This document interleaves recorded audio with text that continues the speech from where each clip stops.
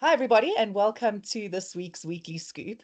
I was actually busy working and knee deep in content, and I suddenly thought, crumbs, I've forgotten to record this week's scoop. So forgive me while you see me in my corporate gear, in my corporate office. I am busy working with some exciting content that we're putting together for the community and hoping to share that with you in the coming days. So this is my quick on the fly scoop and hoping to update you with some of the more exciting stuff we've popped on our platforms for you guys. So I'm going to start with what we were very excited about this week during the week, and that was our special installment or episode of Power Plays and Paydays, where our special guest appearance was made by Mike Sham, who is a very popular political commentator and podcaster who, as I say, does comment and provide a lot of content around the politics of our country.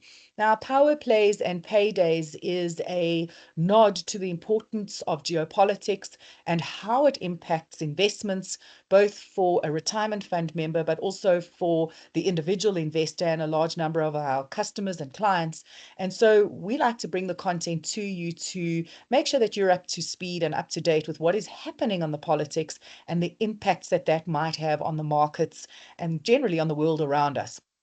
So Mike Sham, as I say, he's a very influential podcaster, and he brings the politics and makes it accessible to the person on the street, giving us an opportunity to influence what typically was something that happened above our heads in government, by making podcasts available to the average man in the street and giving a voice to the average man in the street does give us an opportunity to, as I say, to influence the world around us, where typically we felt that that was an uncontrollable force in our investments.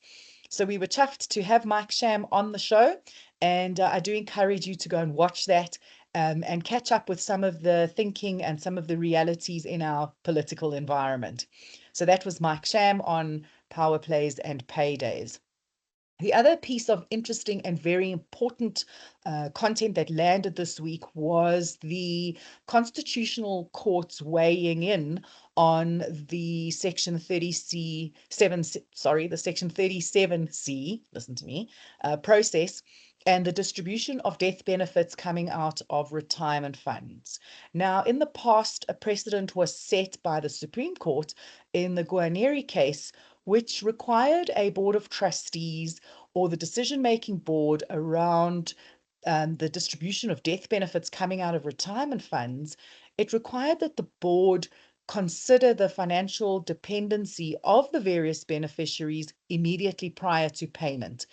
That decision has been overturned. Now, this I know will fundamentally change many of the mandates and many of the process documentations and documents that you have in place when it comes to your 37C committees or your 37C procedures and processes as a board of trustees. So be aware of that. The Constitutional Court last week, Friday, ruled that Guarneri, excuse my pronunciation on that one, is not, in fact, legal and valid, and they have overturned that process. Now, this is something that I know when the Guarneri decision landed or ruling landed, a lot of trustees were a little bit perplexed by it, and I know that the overturning of this procedural requirement has been accepted and received as quite positive. So take a note that the world around us when it comes to 37C decision-making processes has changed, and you can check out two articles on our website, one from Bowman's and one from Sanlam, which unpack a lot of the detail around that and will give you a lot of the wording to incorporate, as I say, into your mandates and into your process documents. Hiya pals, greetings from Sammy. EBNet is proud to bring you top quality content from experts across the financial services industry in South Africa and internationally for free. Your support helps us in doing this. All we ask is that you subscribe to our channel by clicking the subscribe button below, share this video with others you think will benefit from it, and give us a thumbs up if you are enjoying the content. That way you help us help you. Thank you from the team at EBNet.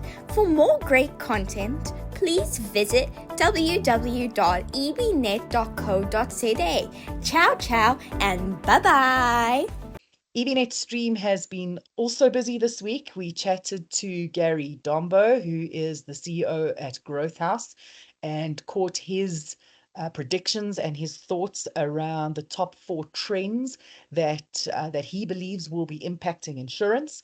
And we're talking specifically in short-term insurance here. And so you can go and catch his views there. And the other EBNet Stream highlight for me was our chat with Claudia Snyman, who is the co-founder and co-CEO of MyBento. Claudia actually started her career as an engineer and ended up as an entrepreneur in the fintech space. We know as retirement funds, administrators, investors, and service providers that disruption is inevitable. And to start speaking to some of these fintech companies and the opportunities that they present and some of the disruptions that they represent and make available as meaningful benefits and avenues for retirement fund members and for employers who are wanting to provide these meaningful benefits to their staff is very exciting. And so my conversation with Claudia was particularly enjoyable for me. The other thing, as we settle comfortably and hit midway of August, is we're deep into Women's Month. And there was an article or two published on our website around the conversation of women and the confidence that they feel, or in fact don't feel, when it comes to investing. Now, investing is something that many people find intimidating, but the research is showing that women find it particularly intimidating. And the expert from Nedbank shares with people out there that investments are, in fact, not that scary. And the trick is to simply start and be part of the solution, or take control of your own financial reality. And your own financial well-being and future. Now, it's interesting because we have Easy Equities, who are the sponsor of the competition on our Kids Hub page. And Easy Equities, the whole platform of their business, or value proposition of their business, is to make equity trading easy and accessible for the man in the street and the woman in the street, the nod to Women's Month.